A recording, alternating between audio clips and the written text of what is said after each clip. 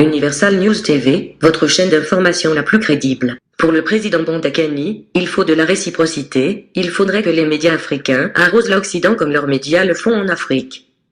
Pourquoi les médias africains ne sont pas acceptés en France? S'interroge le président Bondakani. Ce déséquilibre dans la communication stratégique doit s'arrêter, poursuit-il. Écoutons maintenant le président Bondakani. Écoutons. Et je vous reçois ici sur ce plateau central, président Bondakani, président du nouveau mouvement populaire d'ailleurs, qui est en ce moment sur le terrain en prélude aux élections législatives et municipales qui vont se tenir l'année prochaine au Cameroun. Vous marquez le terrain, vous fidélisez les militants et en même temps vous constituez déjà les listes très certainement. Merci d'être là. Vous me donnez beaucoup d'honneur, Guy Fondop. C'est à vous que je dois remettre les honneurs. Parce que vous êtes l'un des meilleurs journalistes du continent africain. Merci, merci. Et nous vous situons dans le côté des meilleurs journalistes du monde. Je ne vous flatte pas. Parce qu'Afrique Média a montré qu'il était au-dessus de toutes les chaînes du monde. Par la pertinence des thèmes et de l'engagement géopolitique que la chaîne a incarné. C'est un fait. Merci. Et permettez-moi d'abord de saluer mes copanélistes, mon ami Yimpoa Didier, que j'aime beaucoup, pour qui j'ai un énorme respect et je suis très content de partager ce plateau avec lui cet après-midi. Je voudrais saluer mon aîné, Simon, en Afrique, c'est sacré le droit d'aînesse. C'est un grand frère avec qui nous cheminons depuis très longtemps. J'ai beaucoup de respect pour lui. Permettez-moi de saluer mon ami Moubarak Yondia qui est en Djamena. Une vieille amitié nous lie malgré la distance et les vicissitudes de l'histoire. C'est un ami. Profond respect, mon frère. Je suis content de te voir là-bas, en Djamena. Je voudrais saluer le reste des panélistes que je n'ai pas encore salué et que vous allez présenter. Avec votre permission. Oui, tout à fait. Alors, un mot de bienvenue d'abord sur les activités sur le terrain du nouveau mouvement populaire. Oui. Alors, êtes-vous déjà en train de constituer les listes en vue de ces élections législatives et municipales qui se tiendront l'année prochaine au Cameroun, ou alors êtes-vous encore dans les phases de sensibilisation et de mobilisation? Pour des raisons stratégiques, je vous dirais que nous sommes sur le terrain. Nous avons annoncé de façon solennelle, grâce aussi à vous, que nous prendrons part à ces échéances. Parfaitement. Donc, pour des raisons stratégiques, je dirais que nous sommes sur le terrain. Et alors, croyez-moi, sérieusement sur le terrain. D'abord, c'est une tradition de mon parcours politique, Simon Le Sel, l'aîné Simon Le Sel, d'être sur le terrain. Et nous balisons le terrain, pas seulement à Douala, dans tout le pays. Là, nous avons des équipes qui sont sur le terrain pratiquement dans tout le pays pour faire un travail de fond, pas seulement au pays, à l'étranger. Vous êtes certainement au courant de la dernière conférence que nous venons de tenir il y a 2 jours à Paris. Tout à fait. Tout à fait sur le thème du dialogue et de la réconciliation. C'est une conférence qui a eu pignon sur rue à Paris et qui a remué tout Paris. Donc, pour citer seulement ce cas-là, vous voyez que nous sommes sur plusieurs fronts et nous essayons d'assumer cette tradition progressiste. J'allais dire révolutionnaire, je ne peux pas être un révolutionnaire, j'assume ça, même s'il faut faire la révolution avec les moyens de notre époque, mais je suis un révolutionnaire. Nous assumons cette tradition révolutionnaire dans le cadre de notre parti. Donc pour les listes, pour les raisons stratégiques, comprenez que je ne disais rien pour le moment. Et maintenant, autour du sujet même d'accueil, le sommet Russie-Afrique, le tout premier de l'histoire, et les enjeux sont essentiellement géopolitiques. La Russie aujourd'hui qui incarne ce monde multipolaire qui ne tourne plus uniquement qui ne se focalise plus autour de l'Occident avec les États-Unis et les États qui avaient remporté, les autres États qui avaient remporté la guerre. La Russie qui se présente ici comme un autre pôle, surtout pour les États du continent africain, avec un parapluie nucléaire et une présence aux Nations Unies qui est hautement stratégique pour les États du continent. Alors, pour vous, que doit-on attendre? Guy Fondop, tu me refuses rarement ce que je te demande avant de venir à ce sujet important. Permettez-moi rapidement de revenir sur certaines choses que l'aîné Simon a soulevées tout à l'heure, qui me paraissent très importantes. Premièrement, la nécessité de la réciprocité dans ce que j'appelle la relation géomédiatique qui nous lie à l'Occident. Tout à l'heure, dans votre haute modération, vous nous avez interpellé sur la nécessité de ne pas citer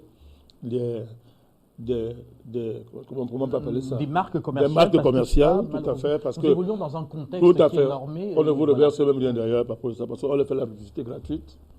Donc, je disais qu'il faut de la réciprocité. On peut continuer à accepter que nos pays soient arrosés par les médias Occidentaux en général, les Français en particulier, sans que la France en particulier et l'Europe en général soient arrosées par les médias africains.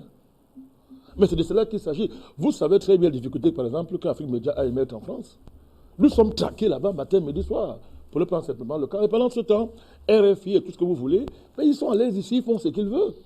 Ce déséquilibre dans la communication stratégique doit s'arrêter. Et nous allons faire un travail profond pour que ce soit réel. Nous allons monter au créneau, nous organiser, pour créer une dynamique, pour dénoncer ça. Pour que désormais, il y ait de la réciprocité équilibrée. Gagnant-gagnant, 50-50%. Si nous constatons, si nous mesurons, et que nous voyons que la couverture des médias africains en France et en Europe n'est pas équivalent à la couverture des médias français et occidentaux dans notre pays, il faut régler ça. Alors, ça ne doit plus continuer comme ça. Ma deuxième intervention va aller dans le sens de M. Bamba Youm au Bénin. Je voudrais dire de façon solennelle à la justice béninoise, pour que nous avons un profond respect. Nous allons montrer ce qu'a interpellé le président du Bénin, le président Talon, pour que nous avons aussi beaucoup de respect. C'est une autorité établie. Sur le cas particulier de Bamba Youm, nous n'allons pas nous taire. Si ce compatriote n'est pas rétabli dans ses droits, Bandakani ne se taira pas. Et nous allons remuer ciel et terre pour que ce compatriote ne soit pas victime de cette flagrante injustice qu'on veut lui imposer. Donc, mon frère Bamba Youm, tu nous écoutes, toi et ton épouse, vous n'êtes pas seul dans ce combat. Nous allons continuer à veiller sur ce cas-là. Pour le Made in Cameroun, rapidement, Simon l'a soulevé, nous saluons cette montée en puissance du Made in Cameroun. Nous saluons ça et nous apportons notre petit soutien, notre petit niveau à cette dynamique émergence. C'est comme ça que l'industrie européenne est née, bricolant au départ, systématisant ses procédures, ses méthodes, les affinant au fur et à mesure dans la précision et la maîtrise de la traçabilité et tout. C'est comme ça que les Européens ont commencé pour émerger. Donc le Made in Cameroun doit être porté et encouragé par tous les Camerounais en général et en particulier par l'État du Cameroun, ce qui n'est pas encore fait pour l'instant, à la hauteur des efforts que font les efforts endogènes de nos entrepreneurs locaux n'est pas encore suffisamment pris en compte par l'État du Cameroun. Cela doit être fait. Nous encourageons les autorités du Cameroun rapidement à comprendre l'importance du Made du Cameroun et à y accorder les moyens nécessaires, y compris en l'encadrant par les normes et tout ce qu'on veut, mais il faut y prêter attention et dégager des marges de marché pour que le Made in Cameroun émerge. Je terminerai avec le franc CFA. Mon cher Guy Fono, vous voyez que je ne me tairai pas. Ça fait 10 ans qu'on se bat ici. 10 ans. Et la France nous a dit, c'est le meilleur système monétaire. Le président Macron a dit, celui qui n'est pas content sort. La France vient de reconnaître aujourd'hui qu'il faut faire une réforme ambitieuse de la zone franc. C'est ce que vient de dire le ministre de l'économie française, M. Bruno Le Maire. Non, c'est ce qu'il vient de dire. Moi, j'entendais les rumeurs de tout, mais maintenant c'est officiel. Il a dit qu'il faut une réforme ambitieuse du franc CFA. Première victoire d'Afrique Média, Guy Fondop. C'est votre victoire. On nous a dit que le débat n'entendait pas le sens. On dit que nous sommes des brailleurs. Maintenant, par derrière la France qu'on tourne, se fabriquent des faux interlocuteurs, les Zinzou et consorts, pour vouloir faire comme si il n'y a pas les vrais interlocuteurs qui passent. Ce n'est pas grave. Elle a beau se cacher derrière ces gens, ça ne change rien. C'est qu'alors nous parlons. La France a plié la queue pour reconnaître que le franc CFA est un problème et qu'il faut changer ça. Nous ne sommes pas des extrémistes. Nous allons étudier l'offre française. Moi, je suis de ceux qui ne jouent pas avec les victoires, fussent-elles petites, que nous engrangeons sur le chemin. Je prends ça, la petite victoire, pour chercher à obtenir la grande victoire. Alors nous disons, nous les panafricanistes à la France, qu'il n'y a aucun scénario de réforme que nous ne maîtrisons pas. Nous avons les gens anticiper même sur eux. Et nous allons voir si cette porte ouverte qui a été imposée à la France, et que pour enfin, la France va être sincère pour dialoguer avec les Africains, Afrique Média va veiller. Si c'est un piège, nous allons détruire ça et le combat va continuer plus qu'avant. Donc, nous ne sommes pas des extrémistes.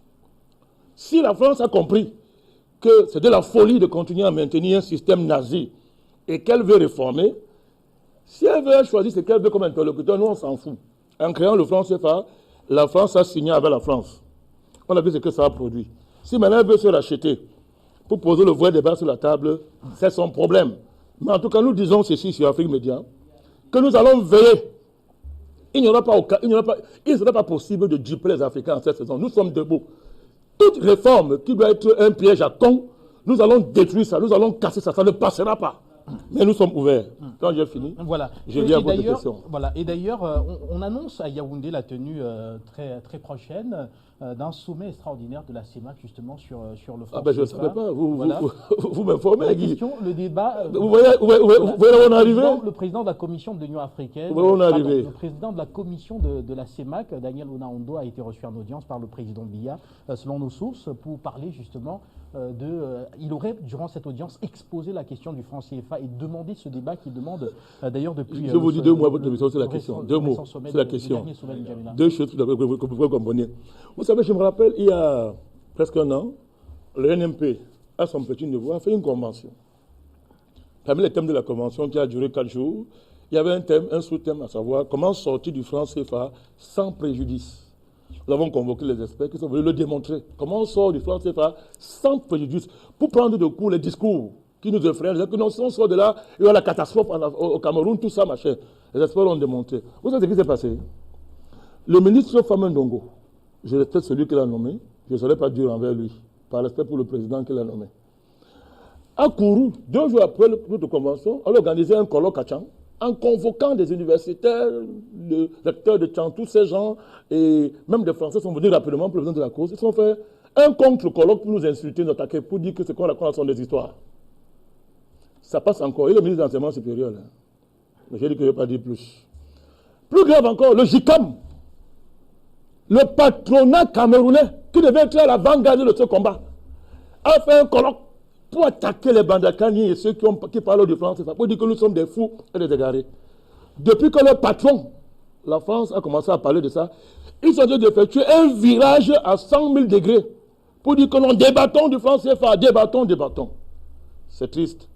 Mais c'est mauvais d'avoir raison avant tout le monde, Guy Fondop. C'est souvent difficile.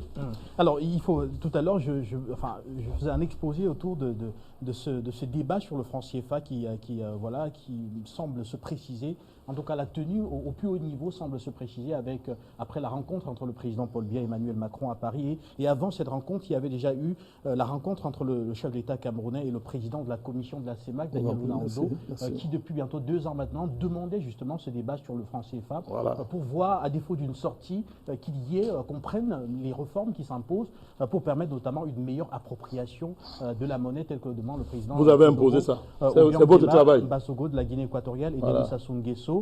Le président Déby, on le sait, est pour une sortie pure et simple. Le président Biya, la position officielle n'est pas encore connue. Et donc, les sources annoncent donc la tenue à Yaoundé d'un sommet extraordinaire de la CEMA où la question du franc CFA devrait être débattue. Nous suivrons bien sûr cela pour vous de très très près. Voilà, on va... Il est donc important de continuer à dénoncer ce déséquilibre jusqu'à ce que la couverture des médias européens en Afrique soit égale à celle des médias africains en Europe. Ici, Christine Muriel, pour Universal News TV. Merci de suivre Universal News TV sur YouTube. Nous vous rassurons que les informations que nous diffusons au quotidien sont suffisamment crédibles. Alors, n'hésitez pas à liker la vidéo si elle vous plaît, et si vous êtes nouveau sur la chaîne. N'oubliez pas de vous abonner et d'activer la cloche de notification pour ne pas rater nos prochaines vidéos.